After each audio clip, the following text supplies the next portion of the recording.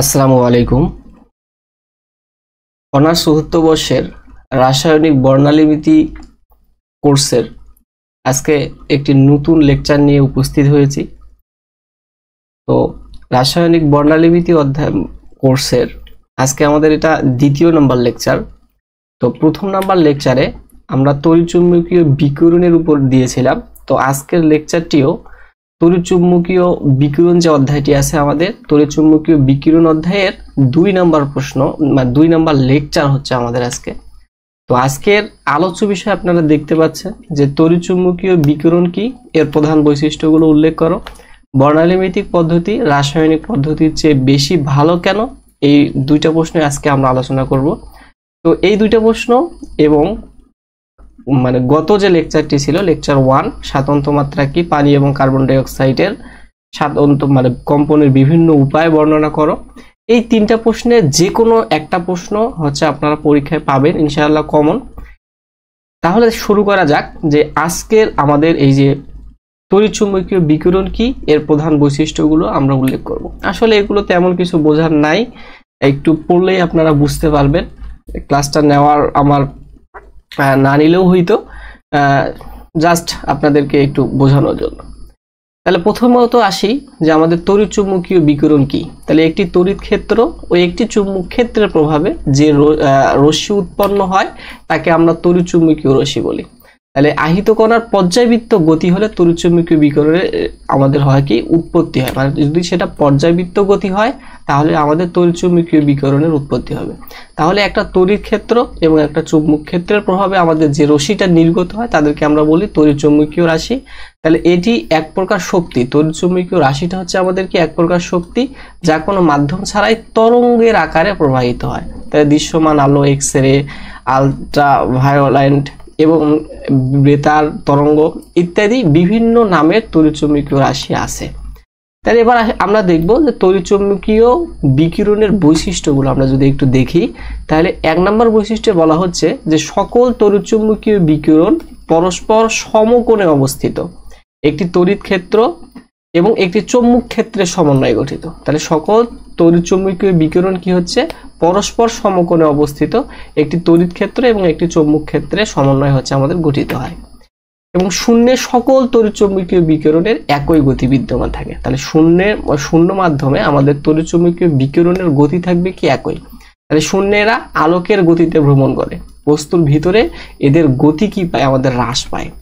তড়িৎচুম্বকীয় তরঙ্গ দ্বারা শূন্যে শক্তি প্রেরিত করা যায় এবং বিভিন্ন প্রকার তড়িৎচুম্বকীয় বিকিরণের তরঙ্গ দৈর্ঘ্য বা ফ্রিকোয়েন্সির মান ভিন্ন, কিন্তু এরা একই গতিতে কি করবে আমাদের ভ্রমণ করে।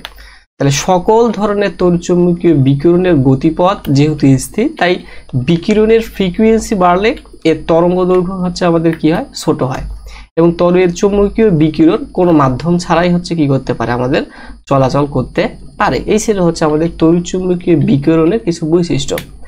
এবার আসি আমাদের রাসায়নিক বর্ণালীমিতিক যে পদ্ধতি আছে, এই পদ্ধতি বর্ণালীমিতিক পদ্ধতি রাসায়নিক বর্ণালীমিতির চেয়ে বেশি ভালো। আমাদের কিছু কিছু যৌগ আছে যাকে কিনা শনাক্ত করতে আমরা বর্ণালীমিতিক পদ্ধতি ব্যবহার করি, কোনো সময় রাসায়নিক পদ্ধতিও হচ্ছে আমাদের ব্যবহার করি। তো রাসায়নিক পদ্ধতির চেয়ে বর্ণালীমিতিক পদ্ধতিটা হচ্ছে আমাদের কি সব থেকে বেশি ভালো। এর কারণগুলো আমরা দেখব। প্রথমত আমরা বর্ণালীমিতিক পদ্ধতি কি এর সংজ্ঞাটা দেখব। তাহলে বর্ণালীমিতিক বিশ্লেষণটা হচ্ছে কি যে বিজ্ঞানের যে শাখায় তড়িৎ বিকিরণ রেডিয়েশন ব্যবহার করে অণু ও পরমাণুর বর্ণালী উৎপাদন করা যায়। তাহলে অণু কার বর্ণালী আমরা উৎপন্ন করি, অণু ও পরমাণুর বর্ণালী উৎপন্ন করা হয় এবং প্রাপ্ত বর্ণালী অধ্যয়ন দ্বারা কয়েকটি পরমাণুর অভ্যন্তরীণ ধর্ম নির্ণয় করা হয়, তাকে আমরা বর্ণালী বিশ্লেষণ বা বর্ণালীমিতিক পদ্ধতি বলি। এরপর কেন এটা বেশি ভালো এই বিষয়টা আমরা দেখব।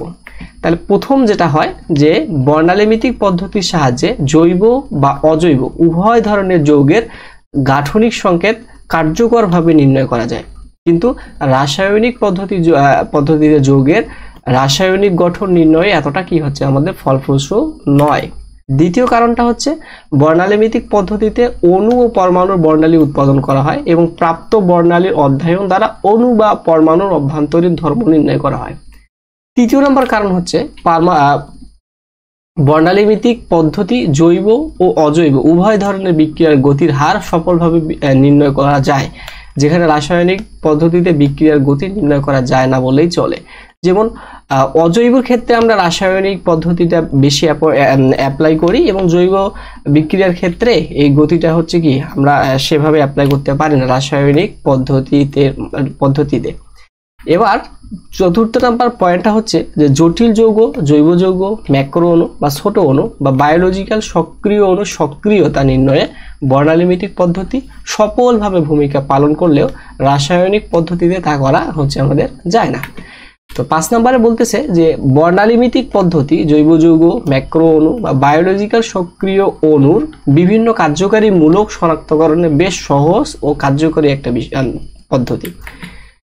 তাহলে এছাড়াও বর্ণালীভিত্তিক পদ্ধতি প্রয়োগ করে পরমাণুর ইলেকট্রন বিন্যাস, মৌল শনাক্তকরণ এবং অণুর বন্ধন দৈর্ঘ্য, বন্ধন কোণ, জ্যামিতিক গঠন ইত্যাদি হচ্ছে কি আমাদের নির্ণয় করা যায়। তো এই ছিল হচ্ছে আমাদের আজকের লেকচার। তো আমরা পরবর্তী যে লেকচারটি দিব, পরবর্তী লেকচারটি হচ্ছে আমাদের 5ম নাম্বার অধ্যায় যেটা আছে রমন বর্ণালীমিতি। রমন বর্ণালীমিতিটা আমরা পড়ব।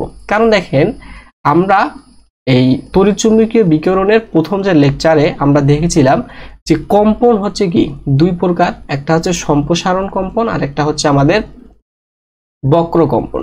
তো এই কম্পন নিয়ে আমাদের রমন বর্ণালীতে কিছু কথা আছে, যার কারণে আমাদের তড়িৎচুম্বকীয় বিকিরণ অধ্যায়টি শেষ করার পরেই আমরা রমন বর্ণালীটা শুরু করব। সেখানে আমাদের কার্বন ডাই অক্সাইড এবং পানির অণুর যে কম্পন আছে, কম্পনের উপর ভিত্তি করে বেশ কিছু যৌগ রমন সক্রিয় না নিষ্ক্রিয় এই বিষয়টা হচ্ছে আমরা দেখব।